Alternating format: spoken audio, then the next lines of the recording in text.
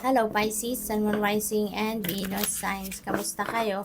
Sana po nasa mabuti kayong kalagayan. Welcome back po sa Star Tarot. Kung bago kayo dito, welcome din kayo. Thank you sa inyong support. I truly appreciate it. God bless you all, Pisces. O na mensahe ninyo ay good luck. Ayan, so ang swerte ninyo sa ngayon. Pisces, this is good luck, lalong-lalo na pagdating sa pera, sa negosyo, as a source of income ninyo, investments, yung ganon. Because, si Black Cat, that represents abundance, no? That represents prosperity, pagdating sa pera. Kaya napakaswerte rin ninyo ngayon. Mababalot kayo ngayon ng swerte. What else? We have blessings. Wow, Pisces. When it rains, it pours. Diba? May swerte kayong dadating. Mababalot kayo ngayon ng good luck. Tapos ngayon, no, you are filled with blessings. Ang dami ninyong biyaya na makakamit sa ngayon. Maraming biyayang dadating. Maraming biyayang ibibigay sa inyo ang divine universe. No? So, good luck to that. Pisces, maaaring yung mga blessings na to at baka kasagutan na to sa inyong mga dasal. This could be answered prayers na, no? New beginnings, napakaganda rin. There are new opportunities and possibilities coming your way. Ito na yung dadating, sa buhay ninyo, mga bagong sitwasyon, mga bagong bagay, pangyayari, no? Ang dadating sa buhay ninyo, Pisces. At ito ay isang magandang sitwasyon na sisimulan ninyo rito. Ano man yung mga blessings na paparating dito, maaaring yan ang magbibigay ng para magiging susi, no? Para magsimula kayong muli or magsimula kayo ng bagong chapter sa buhay ninyo.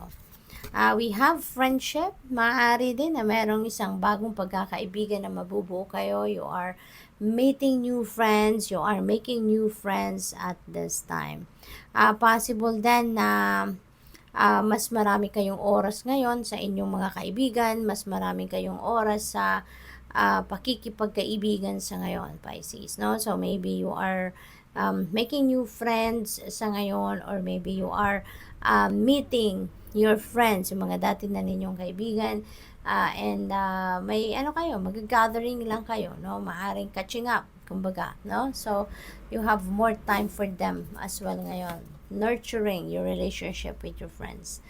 Now, we have peace. Ayan, napakaganda. Kasi baka this is what you are seeking, no? Ito yung matagal na ninyong hinahanap. Magkaroon kayo ng kapayapaan sa inyong dibdib. Maaring mawawala na talaga yung gulo sa dibdib at sa isip ninyo because you are blessed, no? Magagandang sitwasyon ang mangyayari sa buhay ninyo sa ngayon. Kaya kung meron kayong mga problema, siguro that is going to fade away na sa ngayon, na kaya magkakaroon na din kayo ng kapayapaan. At maaring yung mga dasal ninyo ngayon ay talagang ibibigay na sa inyo, dadating na. Kaya ayan, mas magiging matiwasay at kampante na kayo sa ngayon. So, what else? We have love. Ayan, you're going to be oozing with love sa ngayon. Kapag meron talagang pag-ibig, no, at pagmamahal sa puso natin, everything else follows, no? Yung lahat na magagandang pangyayari, yun ang namamagnetize natin. So, that could be, what is going to happen sa inyo. Self-love then is what I'm picking up dito, Pisces. So maybe ang iba sa inyo is going to focus on pampering yourself, taking care of yourself, nurturing yourself, yung ganon. So that is really good and that's really beautiful.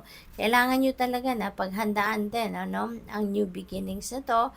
Kailangan ninyo na maging healthy kayo, no? Take care of yourself, nurture yourself nang sa gayon you will be physically, mentally, emotionally, and spiritually fit and ready para dito sa mga new beginnings na ito. Dreams, ayan, so mag-pay attention kayo sa inyong mga panaginip. Okay, Pisces, may mga importanteng mensahe sa inyong divine universe na idinadaan niya sa inyong mga panaginip. Okay, and those dreams, they are ano na ninyo, they are your guidance, okay? They are your guidance. Mga gabay na ito para sa iyo, kaya importante na mag-pay attention kayo sa mga elemento ng inyong mga panaginip, no? Mag-pay attention kayo sa mga iba't ibang elemento na nakikita ninyo sa inyong panaginip, okay? Para nang sa gayon, maano ninyo, tawag dito, malaman ninyo, no, mag-google ninyo, ma-research ninyo kung ano mga symbolism na mga elemento na ito, because that could be your reference, no, sa mga future ninyong endeavors, sa mga future na pangyayari sa buhay ninyo, no. This is guidance from the divine, and dinadaan niya through your panaginip. We have boundaries. Ayan, Pisces, maaaring pagdating sa mga kaibigan ninyo, baka naaabuso na kayo ng mga kaibigan ninyo. Baka meron kayong mga kaibigan na nakakalimot na sa limitations, nakakalimot na sa boundaries, no? Kaya, you're being reminded here na it's about time na siguro, Pisces, na mag-set na kayo or mag-establish na kayo ng inyong personal healthy personal boundaries, no? Kasi baka sa sobrang bait ninyo, sa sobrang maawain kayo, sa sobrang mapagbigay ninyo, naaabuso na kayo ng mga tao sa paligid ninyo.